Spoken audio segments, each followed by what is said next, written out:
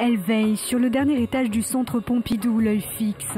Cette énorme tête est celle de la déesse indienne Tara.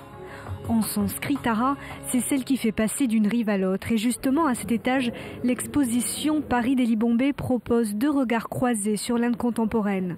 C'est-à-dire quel dialogue on peut imaginer entre deux scènes artistiques particulièrement vibrantes, la scène française et la jeune scène contemporaine indienne, c'est-à-dire des artistes qui ont émergé depuis le début des années 90 et qui aujourd'hui sont vraiment parmi les artistes internationaux majeurs. L'Inde est une grande puissance artistique et c'est ce qu'on va montrer dans cette exposition. D'abord, une Inde fantasmée pour ses toiles érotiques. Une Inde féerique aussi, inspirée de Bruegel l'Ancien et de la peinture sous verre indienne.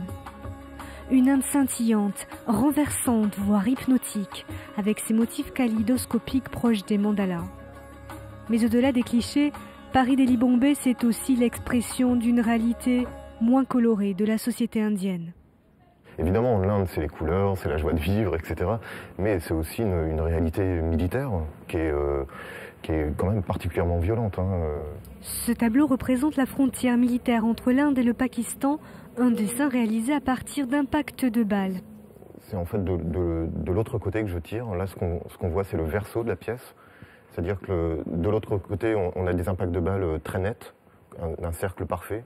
Et de l'autre côté, en fait, le bois vient exploser. Autre aspect grisé de la société indienne, ce mur de déchets informatiques. Je voulais savoir quelle résonance un projet comme celui-ci pouvait avoir sur le public d'un musée global. Et j'ai débarqué avec mon œuvre appelée « Votre odeur sur mes mains ». Parce que beaucoup de déchets informatiques en Inde sont recyclés à main nue. 2 tiers des œuvres ont été spécifiquement réalisées pour l'occasion. Cette exposition s'inscrit dans la grande tradition des Paris Moscou, Paris New York du centre Pompidou.